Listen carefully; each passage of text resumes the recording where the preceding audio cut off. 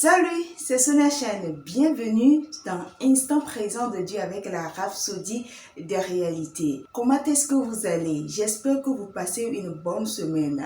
Je suis très heureuse de vous retrouver encore pour ce deuxième numéro de la semaine. Aujourd'hui, nous allons encore observer un thème vraiment important, très intéressant, un thème très instruisant, un thème qui, moi, quand j'ai parcouru le message, ça m'a encore permis de comprendre un certain nombre de choses. Sans transition aucune, le thème est intitulé « D'Emmanuel à Christ en vous ». Le verset d'ouverture est tiré de Jean, chapitre 14, verset 16, qui dit ceci. « Et moi, je prierai le Père, et il vous donnera un autre consolateur, afin qu'il demeure éternellement avec vous. » Moi, ce que j'ai retenu dans l'enseignement du jour, quand je l'ai parcouru, j'ai retenu 2 points essentiels.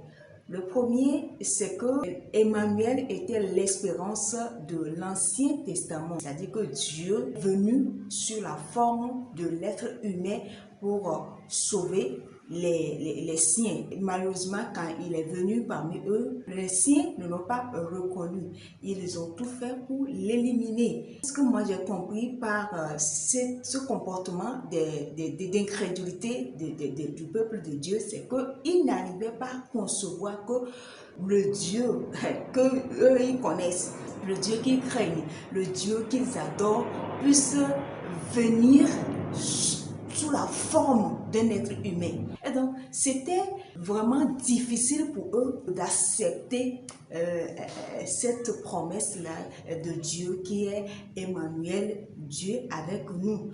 Et vous allez le voir qu'à l'époque, c'était très important pour les enfants disaient, avant qu'ils ne se déplacent, Dieu doit toujours être avec eux. Cela se voit clairement quand vous lisez Exode chapitre 33, verset 15, là où Moïse disait clairement à Dieu que Dieu, si toi-même tu ne marches pas devant nous, ne nous fais point partie d'ici. C'est clair, Moïse était catégorique. Donc, vous allez voir clairement que dans l'Ancien Testament, tous les prophètes ont compris que Dieu devait être avec eux.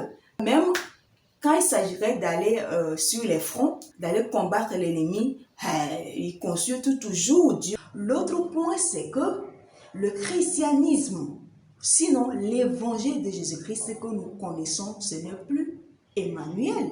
Dieu n'est plus avec nous, mais Dieu en nous.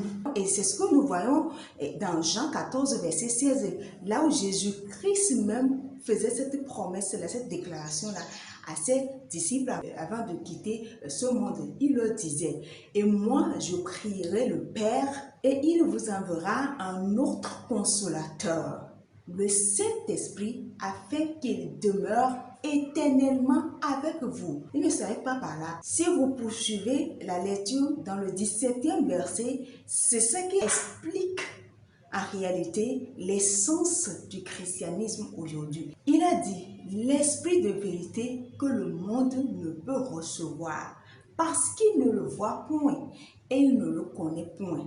Mais vous le connaissez car il demeure avec vous et il sera en vous. Alléluia, il sera en vous, pas avec vous seulement.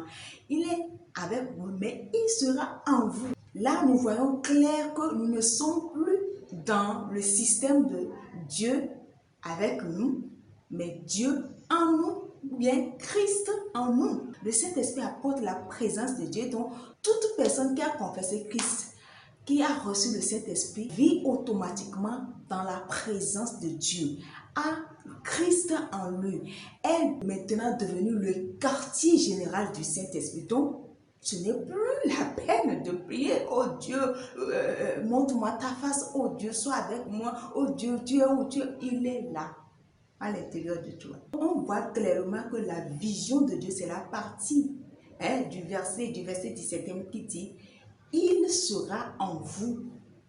L'intention de Dieu, ce n'est plus de nous quitter, de nous laisser à nous-mêmes, mais c'est de rester éternellement avec vous. Alléluia, c'est merveilleux. Donc, c'est ce qu'on peut retenir de l'enseignement d'aujourd'hui intitulé d'Emmanuel à Christ en vous. Donc, nous allons prendre la confession. Vous répétez ceci après moi, s'il vous plaît. Vous dites: Christ vit en moi par le Saint-Esprit, et Christ en moi, c'est l'espérance de la gloire. La gloire se révèle dans mes finances, ma santé, mes affaires et ma famille.